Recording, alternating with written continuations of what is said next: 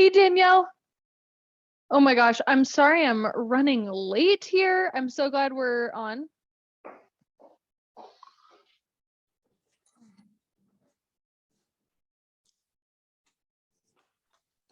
Hello, everybody. Yeah. How are you, Andrew? Yeah. Thanks for being here. Hey, was that Chance? Yep. Nice to see you. Yep. Sorry, we're getting a little bit of a late start here. That's my fault. Nice to see you guys. Well, hello, who was that? Daniel? Hi, Daniel. Sam, Alyssa, Sean, Josh, Ariana. This is awesome. Cassandra. Who else do we have? Tim, Megan, Amanda. Awesome. Well, I'm so glad you guys are here. We might have a few more joining us, but they'll come in as we go.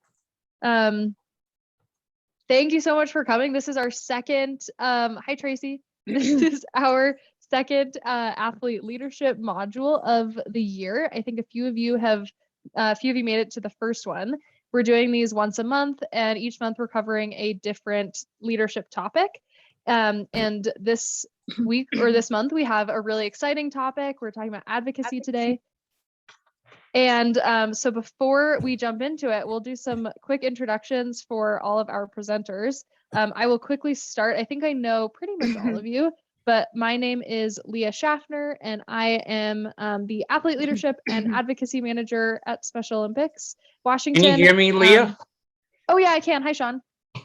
Yeah, I was having some audio problems, so I took my headphones off. Oh, good. Well, I'm glad that'll work. Okay. So yes, and so I'm really excited to see you guys. And I will pass it over to our presenters today to introduce themselves. Danielle, would you mind getting us started? Yeah. Hey guys, so nice to see all of you. I actually recognize some of these names. I'm Danielle, and I am going to be one of your presenters today. I am on the board of Special Olympics Washington, and I'm new to Special Olympics Washington, so I'm hoping you guys can, give me the lowdown and tell me what's all like here. I've been involved in Special Olympics for more than 20 years, but never in Washington. So I'm looking forward to it. Awesome. Thanks, Danielle. And Devin, would you mind going next? Yes, I can. Hi, everyone. Some of you know me and some of you don't. So my name is Devin Adelman, and I am an athlete leader with Special Olympics, and I am part of the King County Athlete Leadership Council as well. So thank you for having me. Awesome. Thanks, Devin. And our last presenter is Trent. So go ahead, Trent. Hi, I'm Trent Marshall. I just joined I'm on the USA Athlete Leadership Committee. I'm on the Special Olympics Washington board. And I was on an input council till 2020. And I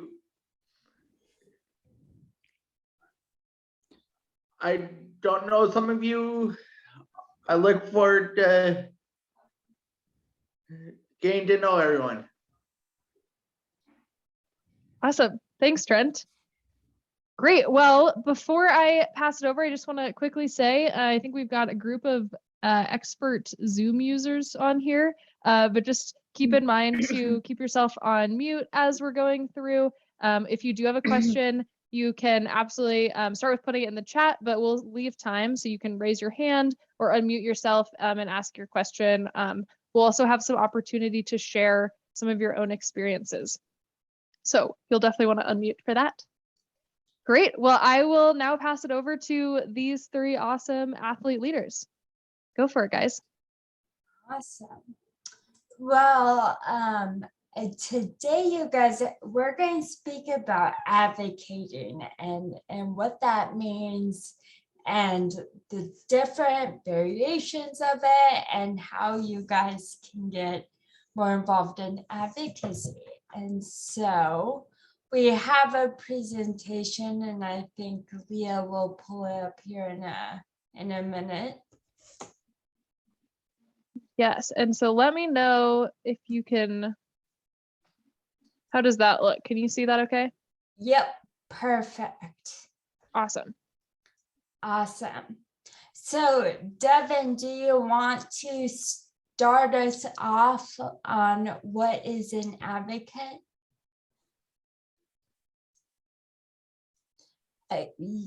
You are on mute, Devin. Sorry about that. No Totally worries. forgot. Well, okay, so what is an advocate? So basically, advocacy is communicating your own needs, interests, and wants. It's also about understanding your rights and responsibilities. Speaking up for yourself is more important as well. Supporting a cause you believe in, but also standing up for others, and also changing laws and changing minds, and which leads to changing policies. Yeah. Devin, are you an advocate?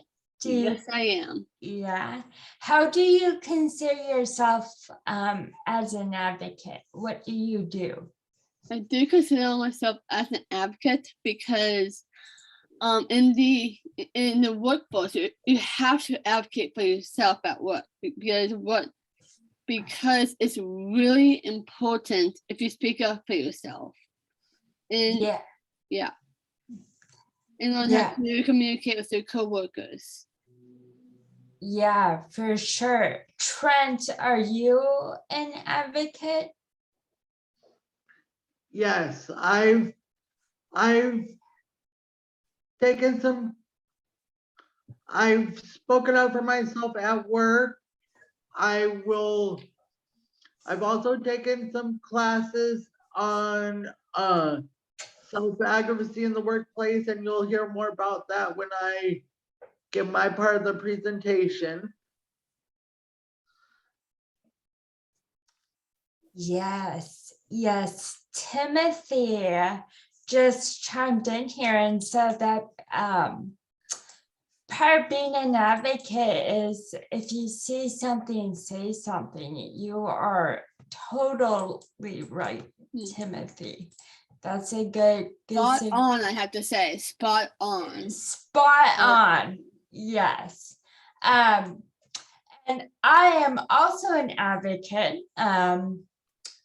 In my personal life, I, advocate where I need, whether that's at the doctor's office or eating healthy, things like that. But I am also a professional advocate.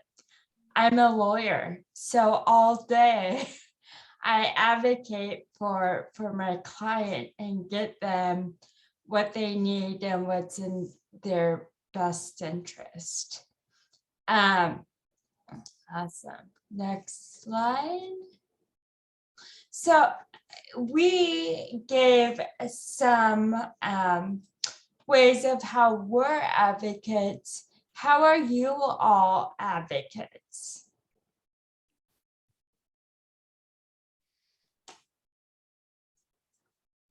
And don't be afraid to unmute yourself too to answer this question. Mm-hmm. I actually am an advocate at my job at Red Robin.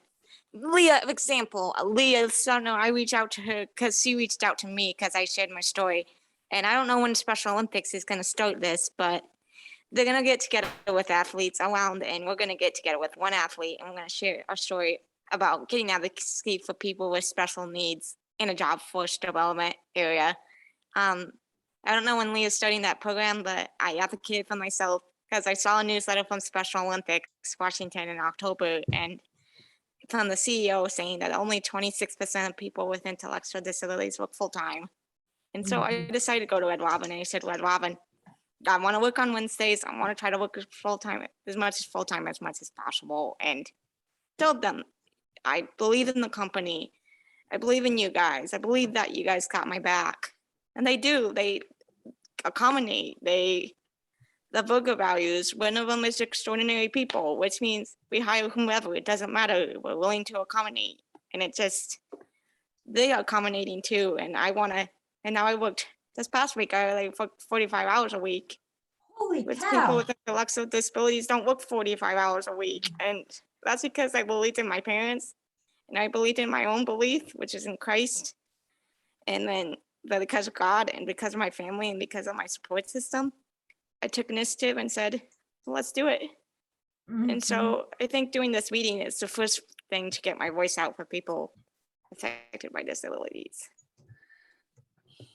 Yeah, and on that topic too, as well, kind of what I think about advocate is basically speaking out for people that don't have a voice. I mean, that can't speak up for themselves. I mean, even co-workers that can't really speak up or speak for themselves, you know, you're kind of that voice of them as well. I mean, inclusion is like everyone. So, you know, that's basically how I see advocate is basically speaking for people that can't speak up for themselves. Yes, yes, that's a great example and something that we'll touch on more. Daniel, I believe you're raising your hand. I'm not Zoom literate, so I'm sorry. I believe that inclusion is absolutely important.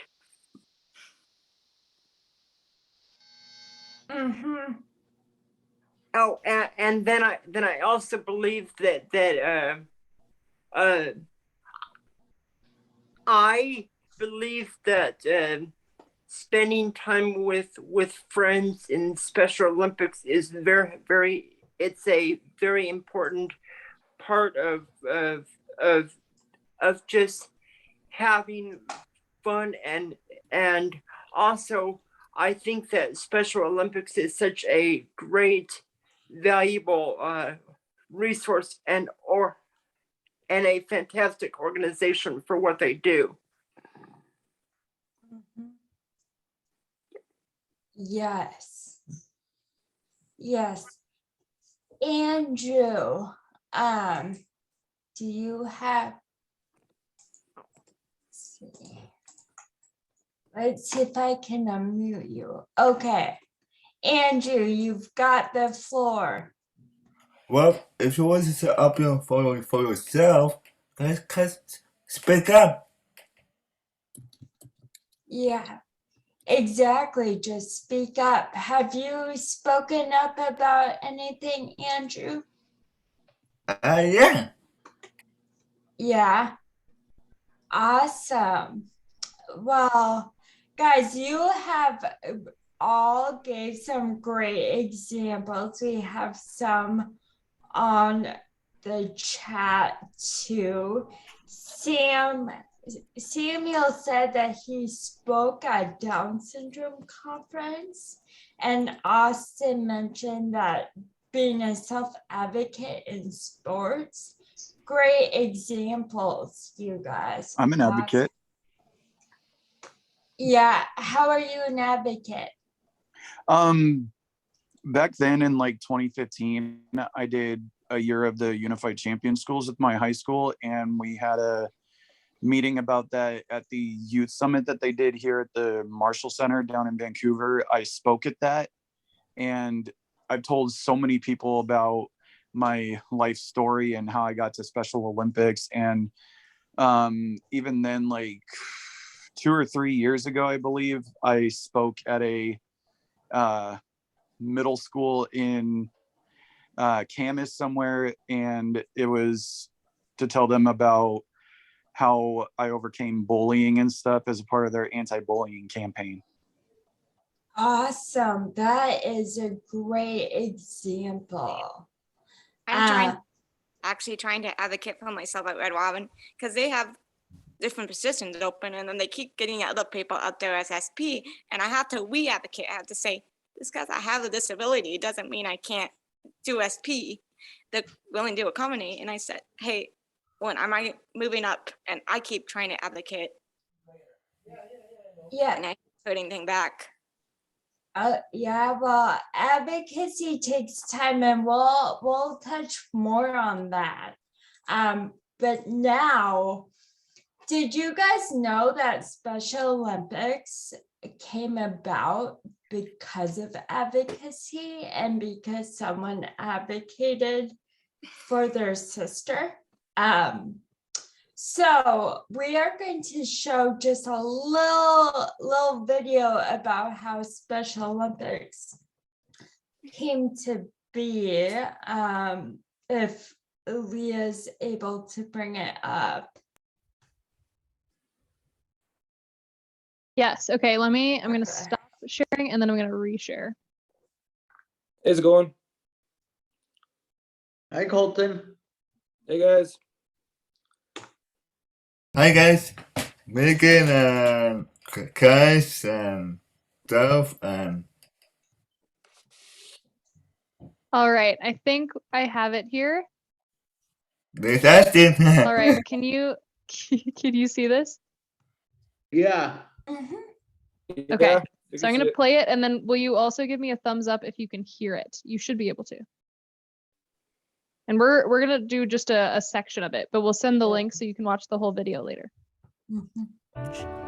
The most famous American family of the 20th century was led by Joe Kennedy, a titan of business and a U.S. ambassador. His 9 children would yield war heroes, senators, an ambassador, a champion for social change, an attorney general, and a U.S. president. But they held a secret among them. Eldest daughter Rosemary was born with an intellectual disability. Younger sister Eunice would not let that stop her from forming a bond unlike any other in the family. The relationship between my mother and Rosemary was the closest. I think she heard her mother and father over the years say to her, include Rosemary, you must include Rosemary. And I think she took that not just as an order, but as a mission. While the siblings kept Rosemary involved in family events, their father followed the accepted practice of that time. Keep people with intellectual disabilities hidden from view. For Eunice, it was a hurtful mixed message. My mother, in a special way, learned it from Rosemary and dedicated her life to giving Rosemary the chance in the world that she may never have had otherwise. To change the worldview of people with intellectual disabilities, Eunice needed a vehicle. One mother called her and said, you know, there's no camp for my child. And it was at that point that my mother hung up the phone and said, well, yes, there is. The camp's going to be at my house. And in 1962, at her home in Maryland, Camp Shriver was born. Her philosophy was that people with intellectual disabilities were as good at sports as anybody else. And when people said that's not true, she said, you know, I'll prove it. She grew up in a family that loved sports, and I think she saw that through sports, you can change the world. There were 100 volunteers who would come to our house every day, and then there were 100 people with intellectual disabilities who would come. They were playing in the backyard. They were swimming in a pool. We were running races against them. They're always part of the family. It was clear that these camps were having an enormous positive effect. So she decided to use the Kennedy Foundation to fund other camps. For all of the success of Camp Shriver, the public narrative of the Kennedy family continued to exclude Rosemary. So Eunice changed that with an article in the Saturday Evening Post. On the cover of one of the most widely read magazines in America, she announces that yes, the President of the United States has a sister he loves who has an intellectual disability. Now let's open the door. Let's all come out. With inclusion now out in the open, camps across the country continue to flourish. Eunice and her colleagues realized they could expand this well beyond the yard or even the state. And in 1968, at Soldier Field in Chicago, Eunice inaugurated the first Special Olympics. Thanks, Leah. So that's a great example of how big advocacy can be and how it can go from something so small to something huge, like starting Special Olympics. It just started with Eunice Kennedy Shriver wanting to include her sister, which is awesome. Fun fact, I named my cat Eunice, and she is currently mad at me. Otherwise, I would show you her, but she disappeared under the bed. So, awesome. So, Devin, do you kind of want to tell us the types of advocacy we'll be talking about today? Yes, I can. So the different types of advocacy that we are going to go over in this presentation are self-advocacy, which Trent is going to be speaking on. I will be speaking on community advocacy, and there's also government advocacy and public policy. Those are the different types of advocacy we are going to talk about in this presentation. Mm-hmm. Yeah. And with that, we'll turn it over to our resident expert in self-advocacy, Trent.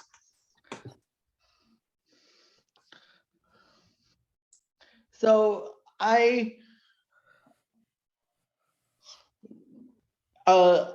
took a class about a little over 12 years ago, and it was all about self-advocacy in the workplace. And the main things I remember were, and they break down into these areas. Know yourself. You have to know what makes you unique, what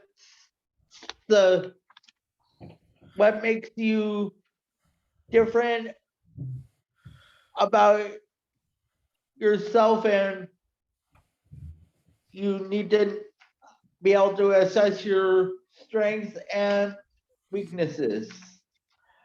Part of my thing was I really enjoyed talking to people, and so I wanted a job where I could do that, and I had to advocate for myself to do that, because my first job coach that wanted to get me a job just saw, oh, I have some crappy jobs here. I have an individual who has an intellectual disability. We'll put the two together, even if that's not what they want. And so my mom and I had to advocate for me. The second part was figure out how you learn best. And I learn best through listening to others. But there are also reading is visually being shown, and role play as examples of other methods of learning. Get help, and don't be afraid to ask for advice. Whether it be a boss, a coworker, a parent, friend, or anybody else, And I've got a couple stories I can share quickly. One job coach helped me set up cashier training when I wanted to work in electronics at my store. Another job coach took a de-escalation training class with me when I wanted to get into customer service. And the third story is a coworker asked my opinion of if another worker who I personally didn't get along with should be transferred to guest service. And I said yes, even though the guy asking was surprised. He said, I didn't think you and Todd got along. I'm like, we don't personally get along, but I was able to see that Todd was a good fit for the company in that role. The other two major points are, and that last story speaks to this one also, was challenge yourself and it to take on more responsibility. Because if I hadn't told the guy, that wouldn't have made me responsible for somehow Todd found out what I had said, and he said, even though you and I personally don't get along, it's incredible that you gave the recommendation for me, and I'll try to be nicer to people. And I felt that was a big accomplishment from a guy that had a no-nonsense attitude about everything. And that would make him a better person. Another, you have to, and Leah will post all my notes and send them on a follow-up email with you, and you guys can see them. You have to know what to ask for. What if you want to do something to enjoy your job more, what's good for not only me but also the company. And after you do all this, you have to be able to review the results and evaluate them. Not only, but what could I have done better? Be open to suggestions for improvement. Because if you aren't open for that, you might not be in the right place. Also, thank the people that helped you along the way, whether it be job coach or whoever. If a coworker helps you in applying for a position, thank them. It will make them more likely to help you in the future.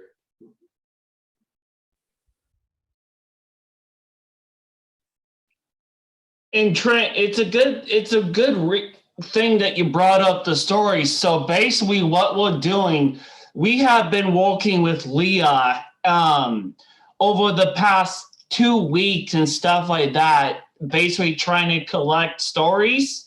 So what we're doing is we're putting all the stories into one book, try to pass the book out to different people that have not read about people with intellectual disabilities, or ID for that matter. So what me and Austin are doing, and Danielle as well from Mary Kay's group, we are trying to basically collect stories for, if you guys want to write, if you guys want to give us stories, me and Austin, then we are willing to put your stories into a book and basically present that book out to the community until the other people without ID can basically read them. Okay. Jeff, I'll make a note in the email and I can give everybody your email address if Okay. they want to talk more about it. And if Yeah, you good want thought. those stories, I can give Leah the full details on them later, and she can email them to you and Danielle. Okay.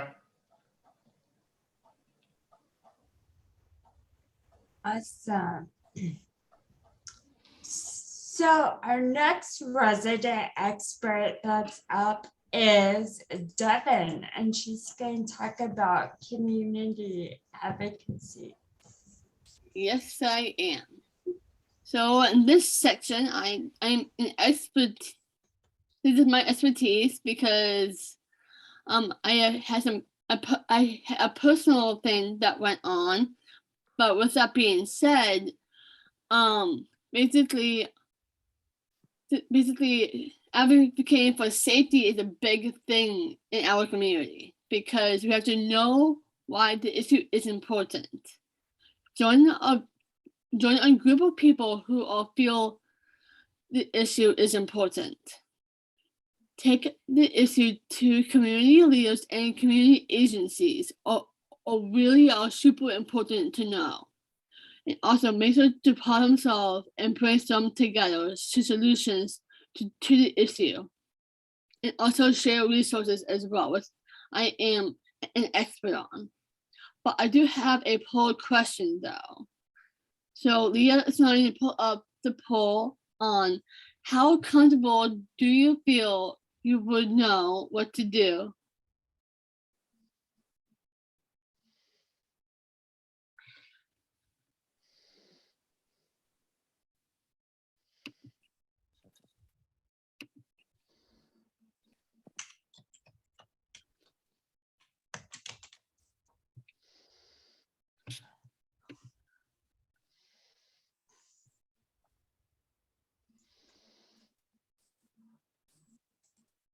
Okay, I'll give it just another few seconds here. Most people have answered it.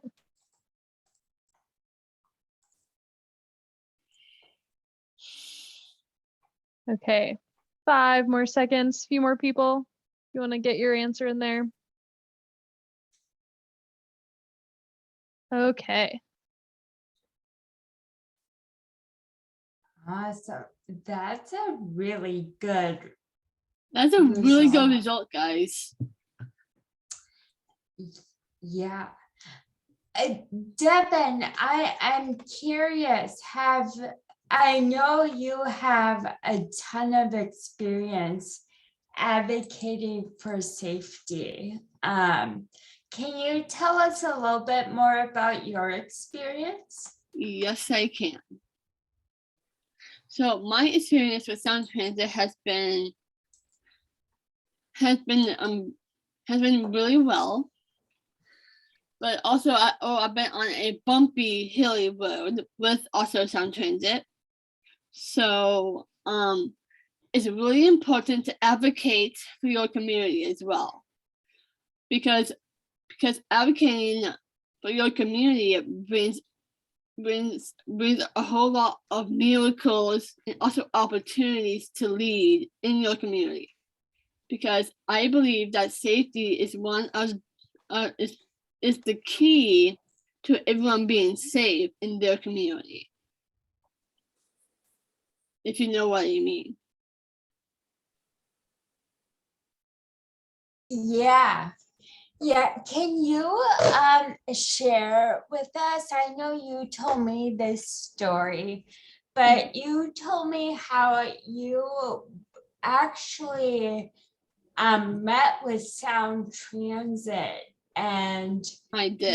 met with them about some of the safety concerns. How do you go about that, and what was that like? So I do have a story, and it's a very personal story to me because I did meet with Sound Transit about I can't believe I'm saying this, but I was actually assaulted on Sound Transit one day, and after that, one person from the state office came over to talk to me about this event that had happened to me. And also I met with Sound Transit Committee. I went to a meeting for Sound Transit to help advocate for safety in our community. So with that being said, safety has been a really huge priority in my life right now. So hopefully everyone can actually feel this issue is important moving forward.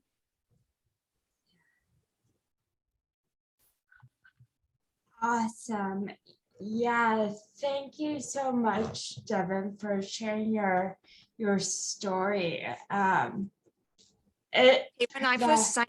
When I first got started with Special Olympics, I was nervous as an athlete, especially if it was just being virtual. And it wasn't really just with my mom signing me up, but I just got some emails and I'm like, well, where do I even go to call people? Or how can I trust North Sound Stars? And so I started with just calling Becky, getting familiar with her. Then I started with Leah, and then they suggested getting me on the council because safety to me as an athlete, joining the Special Olympics for the first time in Washington was kind of it was interesting, but a safety concern for me too, especially since everything was virtual.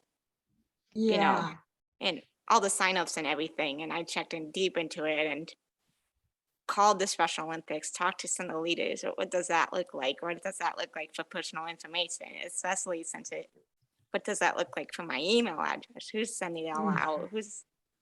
How do you know who's emailing you? All that stuff. Yeah, that's way to go, Anna. Not a lot of people do that. So, and safety on the internet and who has your information is so important. That's a really good example and tip for all of us. So the last type of advocacy we're going to talk about is government and public policy. And this can seem probably a little bit daunting, but did you know that the laws and policies aren't actually created by Congress or the people in the White House? They're actually written and created by people like you and me, just normal citizens. And how that happens is a lot of people just have an idea for a law, and then they talk to their congressman, and then they write a law, and that's how it gets passed through Congress and then eventually signed by the president. I think Leah will talk about this later, but Special Olympics has actually passed a couple different laws, one of which says that the R word cannot be used in any laws anymore. And they did that by talking to their congressperson and pushing it through, but it's really the athletes' idea and Special Olympics who helped push that through. So we can influence laws, not just at the national level, but even in the state of Washington or your own town. So I live in Sammamish, so I have the ability to affect Sammamish law because I live here. And so there are little things you can do if you want to be involved in government advocacy. Yeah. And some bigger things we can do too, right? So the first thing is voting. So if you're able to vote, which if you're over 18, you should be able to. Voting is so important, you guys, right? We're not just voting for the president, but we're voting for the congressmen. And they're the ones that represent us. And we're basically their boss. We get to decide if our Congress people are in the Capitol or not.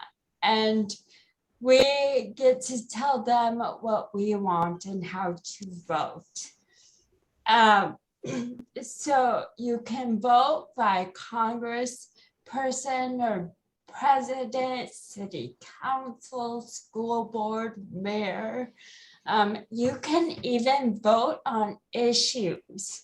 So I used to live in California, and last election there was an issue regarding tax, and if the citizens would be open to them taxing us more on our paycheck. And we were able to vote yes or no if we wanted to have that. And a lot of elections will have issues, and some are kind of boring. I know there's been some about, I don't know, there was an issue about some like nursing home policy in California, and I didn't understand it. And so what you can do if you don't understand is simply Google it or call your congressman or representative. Next, you can write a letter or call to your representatives or senators. So if there's a law, or if you know that there's something coming up that you don't really agree with, or that you're really gung-ho about, I know every year Special Olympics actually asks for money from the government, and that is voted on by the Congress, your Congress people. And so if you were really gung-ho about that money, you could call them or write them and say, you know, I'm supportive. Robert, I see your hand. Can we get through this section and then hold your thought? Well, I promise we'll Just gonna say something real quick. Don't be afraid to ask when you're at the election polls and everything like that for help. Yes, that is a good point. They will help you. And if they don't, just tell them that they're supposed to help you, because they are. But they usually have volunteers there, and that's their sole job that day is to help you. The third thing you can do is you can actually go to town halls. So some state representatives or legislative people, I'm not sure what Washington calls them. Some states it's assembly people, some are representatives. I'm new, so I hope you guys give me some grace. But your state representatives, a lot of times will have town halls in your town, or sometimes the mayor will hold them. Some national representatives too, but usually it's more popular on the local level just because they're near they're very local. So that's a great way. A lot of them, you can just speak right up to the microphone about anything you want that legislative person to know. And they are super fun to go to. I really enjoy town halls. They're so fun. And then lastly, we can go to the state capitol. So I don't know if you guys know this, but there are people where their sole job is to meet with Congress people and to advocate for passing of certain laws, and they're called lobbyists. But ordinary people like you and me, we can go to the state capitol and meet with our Congress people too and advocate for them. And we'll send you around this information, but the ARC of Washington or King County, I think it's Washington, they actually have days at the Capitol where you can join them, and they will help set meetings with your state legislature. So awesome.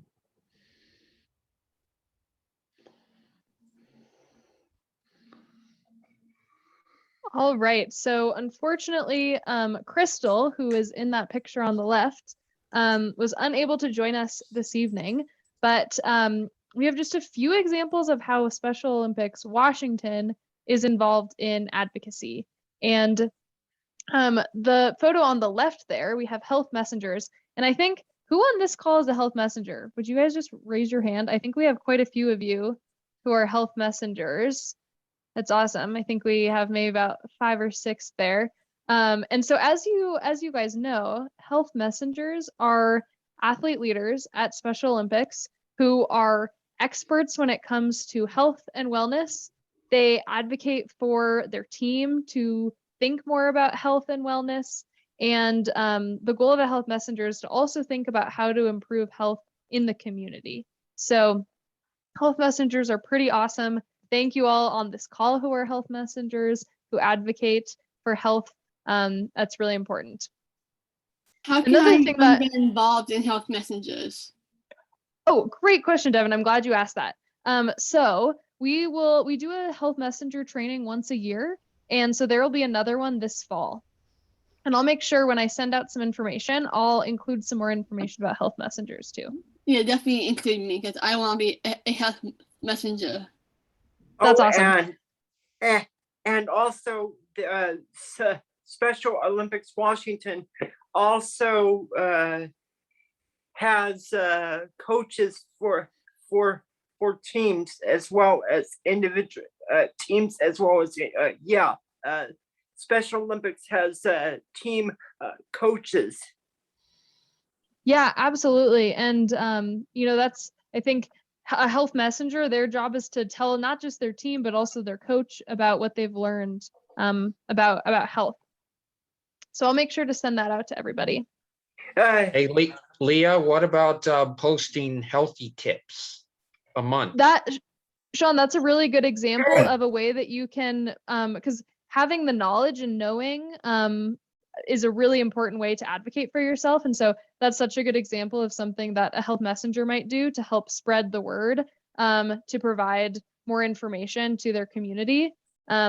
Because sometimes there are something that the health messengers learn in the training is that there are a lot of disparities, which means that there are a lot of things that are not equal for people with intellectual disabilities when it comes to health, that there might be less access to education about health, or sometimes it's harder to go to the doctor.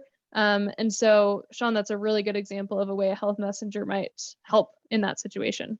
So I just want to say that if any of you want to see what I'm talking about, is that if you guys have Facebook, go to Special Olympics Thurston County and check it out, because I posted some healthy tips on there once a month.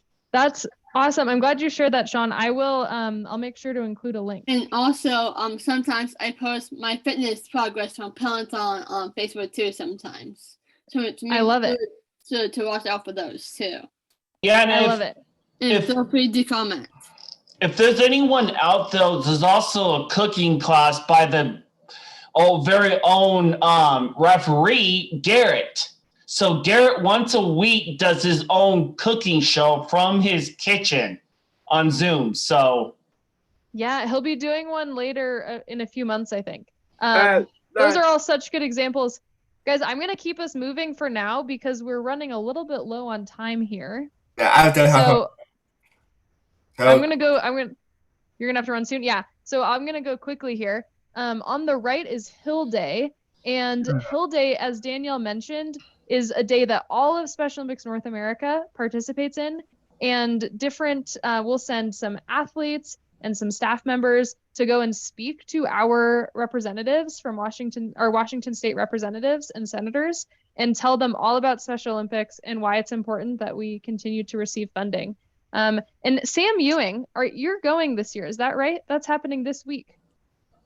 Is that right? That's awesome. So Sam is on the call and he is doing a really awesome job this week. He's done a lot of work to help prepare and is doing the job of sharing about Special Olympics and advocating for our awesome organization.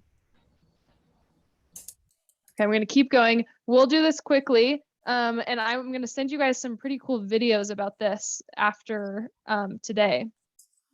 Danielle mentioned this first one. Some other ways that Special Olympics has been involved in advocacy. Rose's Law is actually not Special Olympics Washington, but Special Olympics North America, was to remove the R word from any federal policy, from any laws. There's a very cool video I'll share with you about that. Unified Leadership is a program from Special Olympics International to start to share with people in our communities about how important inclusion is and how, as Trent mentioned, and as Anna mentioned in some of her experiences, how can we have better work environments where there are more accommodations and adaptations so that everybody, no matter what kind of disability they have, no matter any of their background, they can participate just as equally. And the last one is state advocacy. So Devin mentioned a really cool example with Sound Transit. Danielle mentioned some examples of how there might be some smaller issues. They seem smaller. It might be about a nursing home or about transportation, but they can be really important when you think about your day-to-day. And so Special Olympics Washington is becoming more involved in that. And just from hearing all of your stories, I'm so excited to continue to work with all of you on this because I think there's a lot of really cool opportunity for us to get even more involved. I also want to add employment advocacy as well. So just to put that out there. Absolutely. So just 1 second. We have just one more quick slide we'll share, and then we'll send this out to everybody before taking or after we take some questions. So how can I get involved? So we mentioned a few of these. I'm going to send a ton of links to you guys after all of the awesome information that was shared today.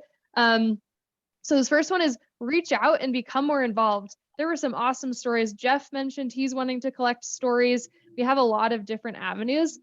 So let us know because we would love to think more. Trent is going to be working on this, helping to collect some stories. So definitely let us know. And me too. That you're interested. And Devin, absolutely.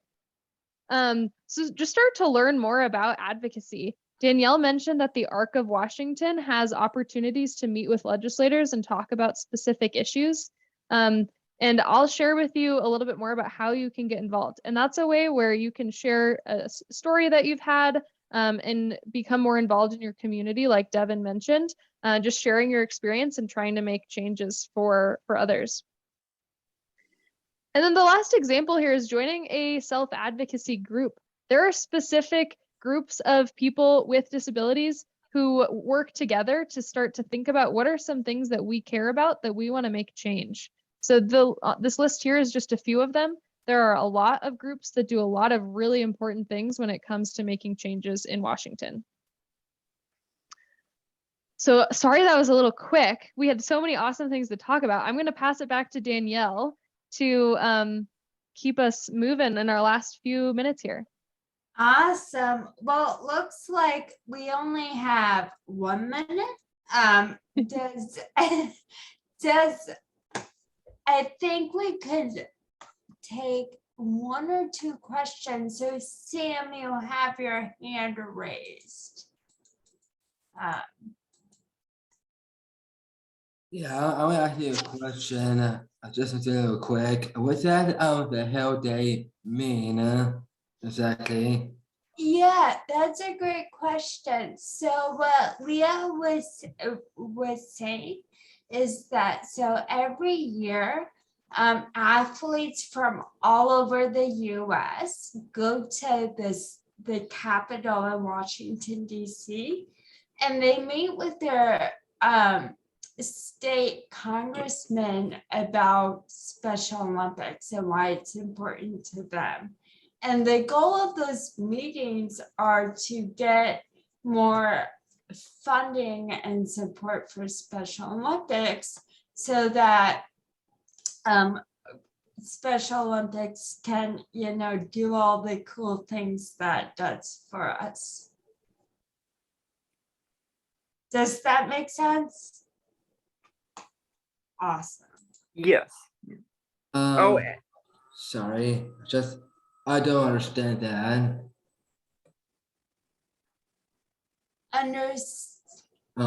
Like I understand what you're saying. Okay. I'm trying to figure out how to explain it really good. Sam, did you say you do or you don't? Huh? What, Leah? I just don't understand what you're saying about the hell day. What that means exactly. I just want to aware about because I've been voting other people. Sam, what I'll do is I'll send out to everybody a little bit more information just for the sake of time. We don't have a ton of time right now, but I'll make sure to send out some more information. Leah, can you send me the videos? Absolutely. Me too. I'll send them to everybody.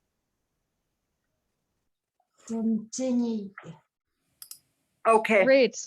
Yeah, yes, Tim, I would. And Tim, I totally remember you from the Project Unify days way back when. I remember you.